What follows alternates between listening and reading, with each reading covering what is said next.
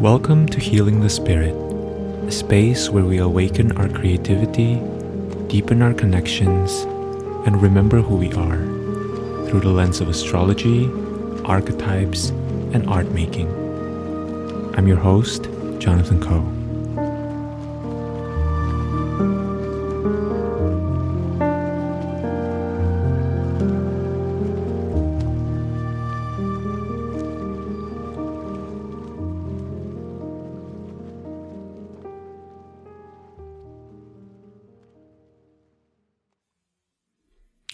Hello everyone, welcome to Healing the Spirit, welcome to this week's episode. I am very excited to be sharing with you some of my contemplations, reflections, and insights on the energy as well as the astrology of the coming week. So this episode is going to focus on the week of December 11th, 2023.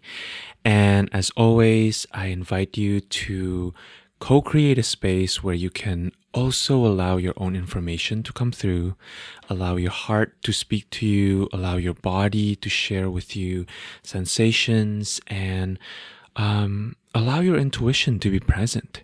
Because the real point, the real intention of creating the space is to open you to information that's meant for you. We're all on our own individual paths, and so feel into what resonates with you and how it resonates with you, because chances are it will be very different than how it applies in my life. So let's begin with the overview of the astrology of the coming week. On Monday, the 11th, Mercury in Capricorn will sextile Venus in Scorpio. On Tuesday, the 12th, we have a new moon in Sagittarius. This new moon is conjoined Mars. It trines the North Node in Aries and Chiron, and it squares Neptune in Pisces. This new moon is also ruled by Jupiter in Taurus. And then Mercury goes retrograde. And on Saturday, the 16th, we have the Sun in Sagittarius squaring Neptune in Pisces.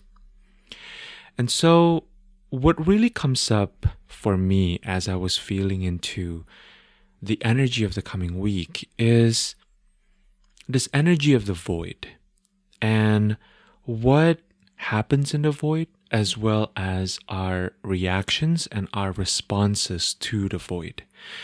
This particular new moon for me is very fascinating. It feels really hot. It feels like there is a combination of both fiery sense of clarity, or what can feel like clarity, and also at the same time, there may not be a lot of support around actually moving forward in a way that feels deeply aligned and that feels supported. This new moon for me can bring a lot of emotions and can feel really confusing as well. And especially, it kind of feels to me like this is one of those new moons where the vision can feel clear, right? Or the feelings can feel so clear.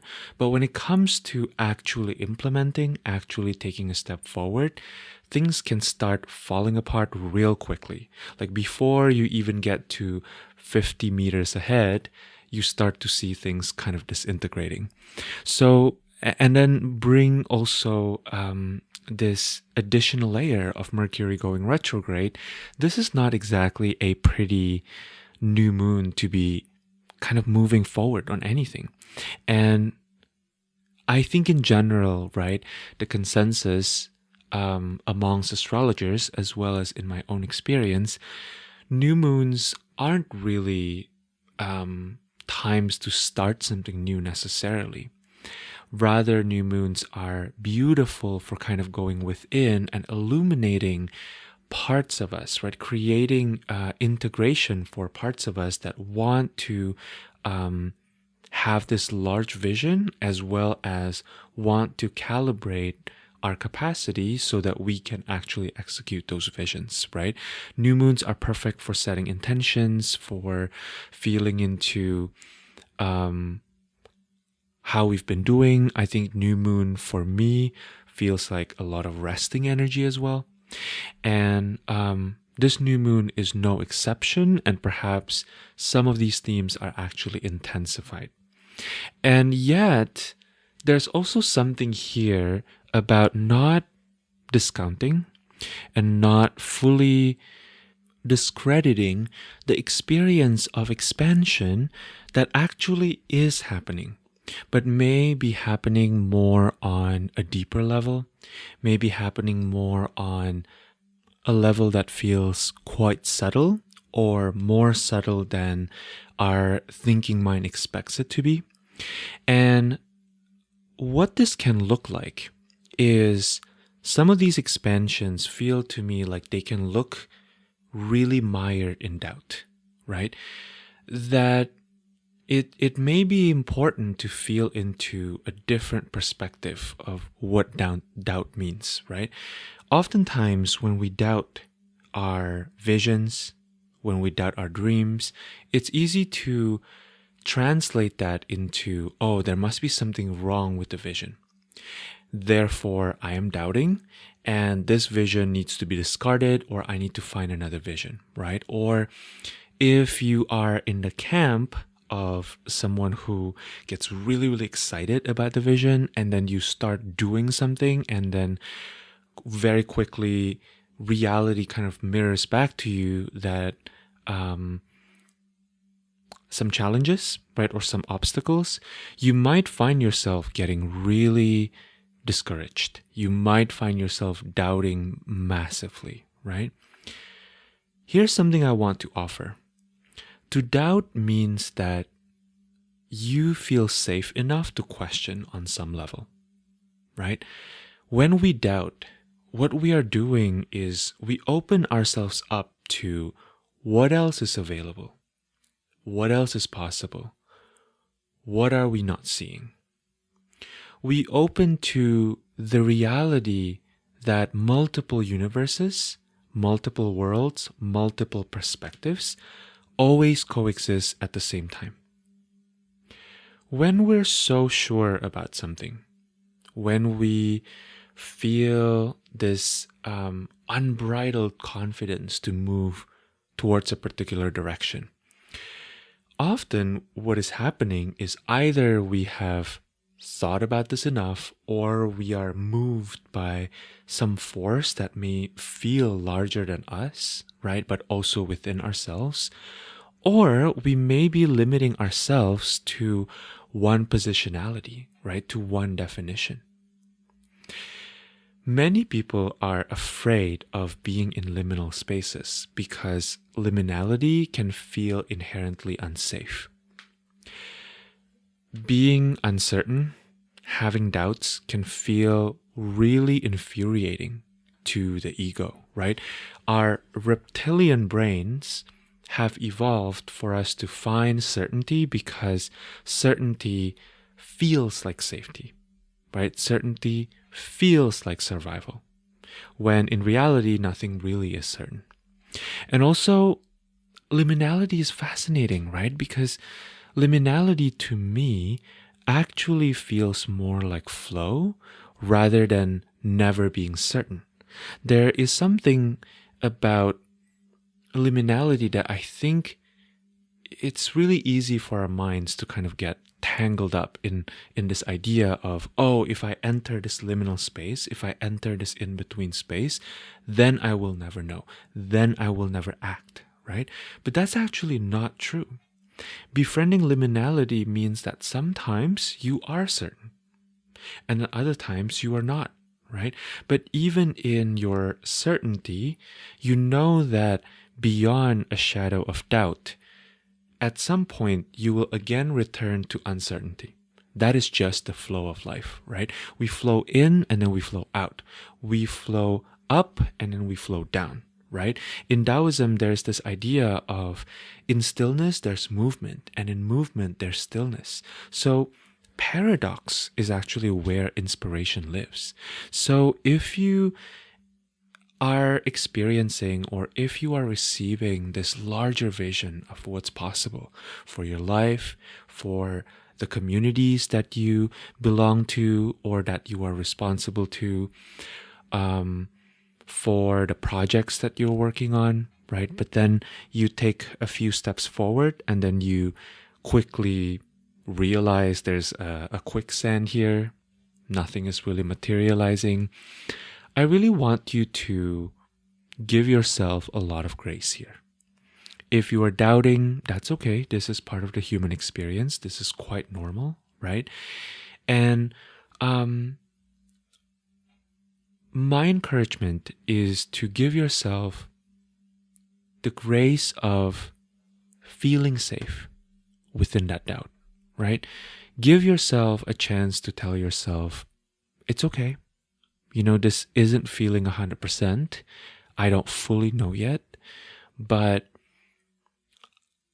I can commit to not dismissing the vision. I can commit to not dismissing the feelings, right? I can commit to not putting aside or burning away this dream that I know is here, right? And so giving ourselves a chance to really sit with that feeling, even if there's nothing to do about it, can feel quite hard, right? But this is where I think celebrating ourselves for our capacity for visioning can be really, really powerful, and can be really quite a balm that will enable us to move past a certain experience of plateau, a certain experience of disillusionment. Another lens to this work of expanding within the dark, right? Expanding within the womb, within the layer that is unseen and that is beyond or below the conscious, is to acknowledge the power that comes with visions, right? We live in a society where visions are so put to the fringe, right? We so often feel like the intuitives, the seers, the dreamers, the artists are like the weirdos, right? Except for the ones that are not, right? The ones that are massively successful. Everybody else is like I remember many years ago when I was dating, right? And I told people I was an artist. It didn't make me very popular in dating apps, right? Let's just say that. And I think this is fascinating because in some sense, our culture is one that is so obsessed and so excited by the idea of having visions and by visionaries, but are only willing to support and get behind visionaries that have successfully translated their vision into reality and then gained material success, right? And so there's kind of a discrepancy here, right? When we think about visions, when we think about dreams, they are existing on the ether, right? They are existing in this dimension that's quite intangible.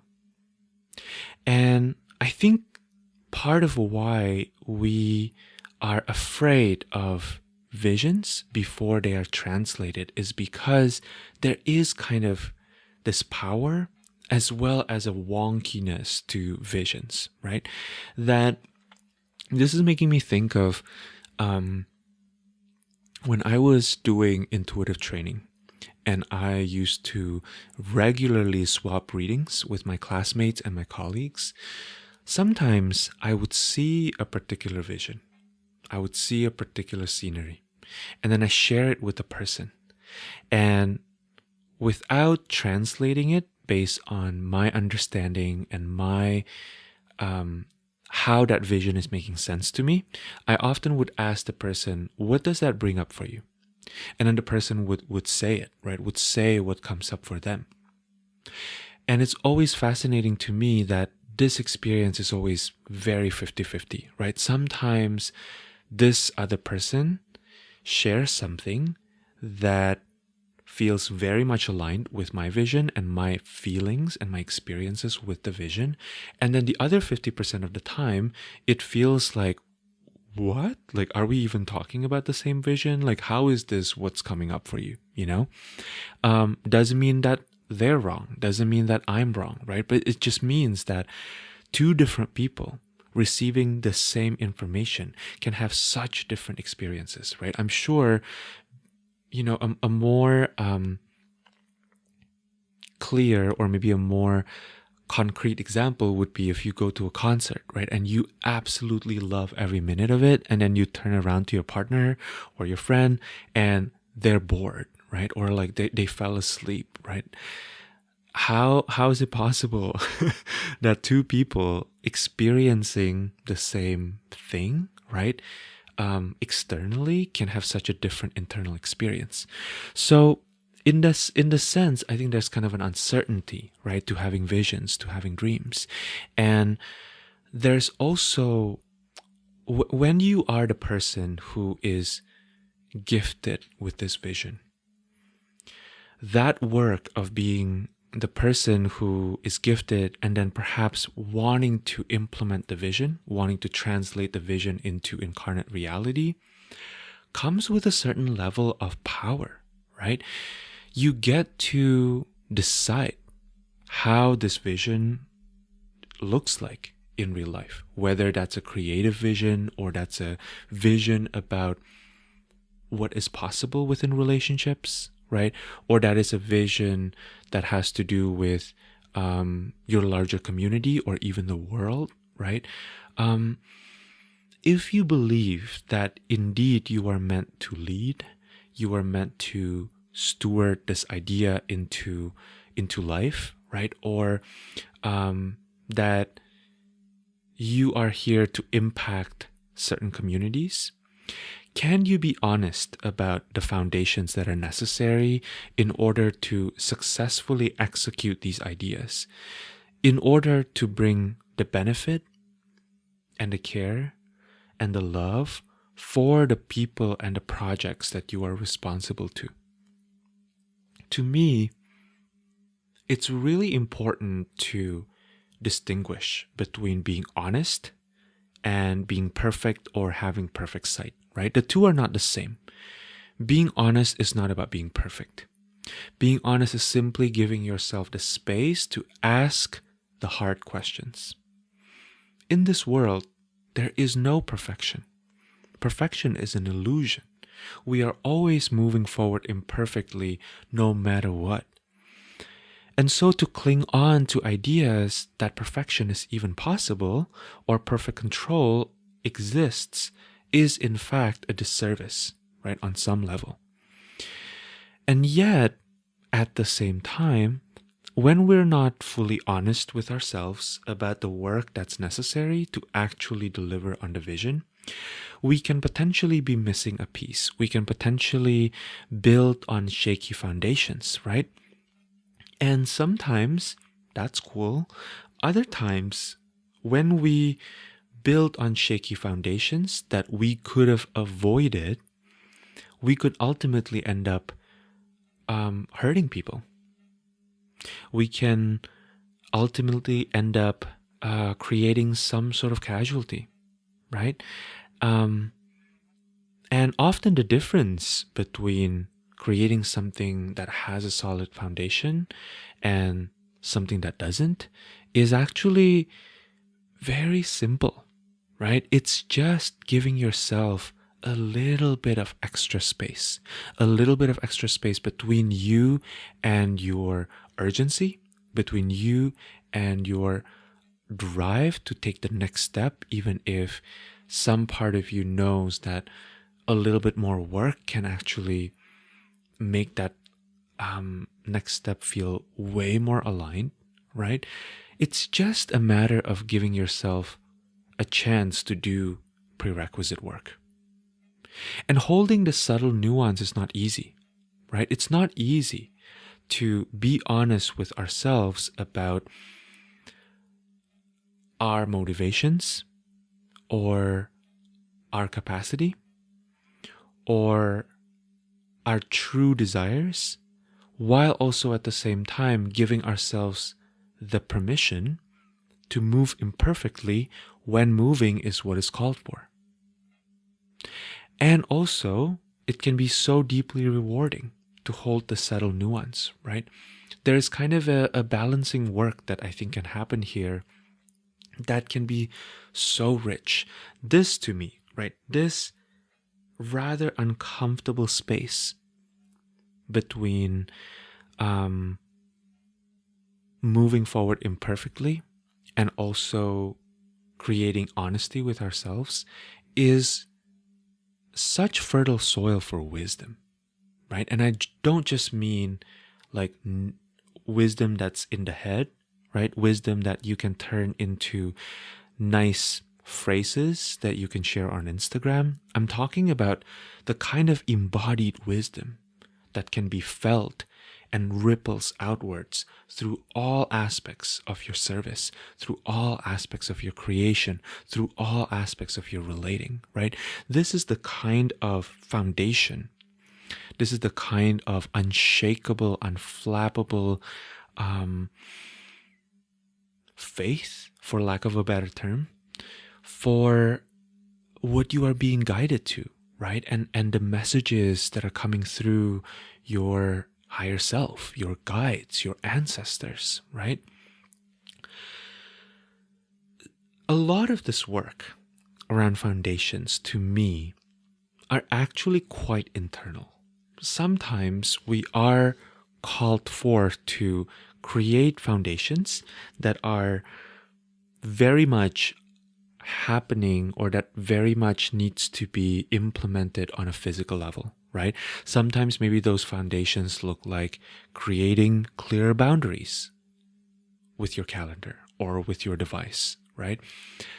Creating clear relational boundaries with people that you serve or people in your life, right? Sometimes it absolutely looks like that. Other times, it is actually more about doing some internal work. And again, the point here is not perfection, right? But as I'm sharing some of these questions for you, you may feel into how even just asking them, living into these questions, may open something up within you that at first feels like a lot of work, but ultimately gives you some sort of flexibility in terms of flexibility and strength in terms of implementing what you want to implement, right? So some of the questions that can be helpful is, what were some of the fears and the trauma that contribute to our desire to make a particular vision a reality?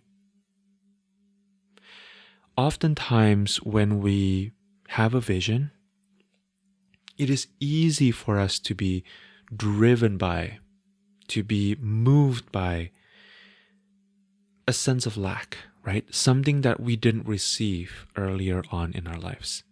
Something that we never got, even though it's truly something we wanted, right? And therefore, we want to create, the project or the relationship or the container that can allow these things to be fulfilled, right? These things, these needs to be satisfied. And also, when we are not aware of some of these fears and these traumas, we are also limiting our ability to move from the larger vision, right? The more cosmic frequency, the more expanded frequency that is beyond that fear and trauma. The next question is, how are these fears and trauma still living in your body? And what is your current relationship with them, right? Fears and trauma are not always meant to be fully healed, right? They're not always meant to be put aside or transformed or overcome, right? Some of them will always stay with us on some level, right? There will always be scars. But to me, the difference here is actually awareness. When we are deeply aware of some of these fears, some of these trauma, what happens is space opens up. We're no longer believing that that fear and trauma is the default mode of the world, right? We give ourselves space to embrace these fears and trauma for ourselves. We don't push them away. And also at the same time, we allow ourselves to make space for the possibility that other realities are possible. That there's some other reality beyond the fears and the trauma that can exist, that can be woven, right? That can be realized. When a particular dream, when a particular vision is driven by, on some level, lack or unmet need, often what is needed is for us to courageously look at these sense of lack, these sense of unmet need, and then to compassionately embrace them, to tend to them, and at the appropriate time, in the appropriate ways, heal and transform them, right? And in the process of allowing ourselves to move through that, often our deepest gifts are channeled to the project, the relationships, the people around us, right? Sagittarius dreams are big dreams. Sagittarius intentions are big intentions. With Mars being co-present with this new moon, there can be urgency here. There can absolutely be the sense of, I need to do this now, right? With the North Node and Chiron both in Aries, trining this new moon, understanding our hunger and our trauma, being honest with our limitations and our capacity may be so supported that perhaps if we redirect some of the urgency that we feel around taking action into this process of creating the necessary infrastructure internally and externally, that might actually be a much more potent way of working with the intense energy that surrounds this new moon. And then with Neptune squaring the new moon, clarity may not come right away. So give yourself a lot of grace, right? If something is feeling so clear, like the feeling is so intense, right? The vision is so clear, and yet you don't quite know what the next steps are or how to make it happen, can you give yourself space to not force clarity, right? Not like we really can't force clarity, but giving ourselves that mental space to not feel like clarity needs to be here in this moment may be really powerful. And with Neptune, I think what is supported is actually to enlarge the field of dreams, right? Rather than getting so bogged down in the execution, which at this moment may be really wonky anyway. What if you give yourself more space to see all the bigger visions, right? All aspects of that bigger vision. Can you give yourself a little bit of extra space to really explore the edges of the void, right? Explore the edges of these dreams. What might this dream lead to? And letting yourself maybe enjoy that sensation, enjoy these feelings of communicating with this larger field of vision. The last thing I will say here is thinking about how this particular new moon is ruled by Taurus, by Jupiter in Taurus, rather. I think there is an invitation to clear away distractions and comparisons. And the way to do that may be to really check in with your body. when I think about Jupiter and Taurus, I think about how the body is one of our teachers, right? Perhaps one of our greatest teachers and companion and ally in this lifetime, right? And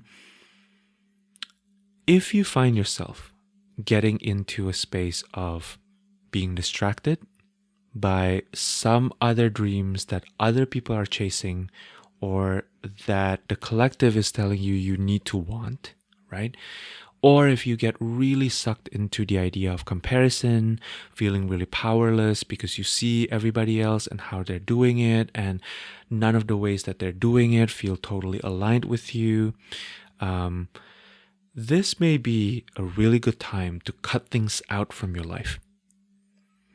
What is it that is causing you pain around comparisons and distractions? Is it social media?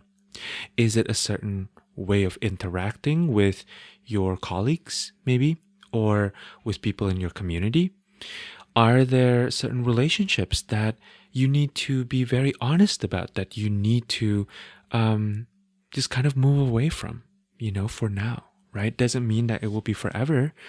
Doesn't mean that you have to make up all of these stories about how this person is a horrible person, right? But sometimes it is absolutely necessary to just be like, okay, I think that I need a little bit of space from interacting with this person. I need a little bit of space from interacting with this person's work, even, right?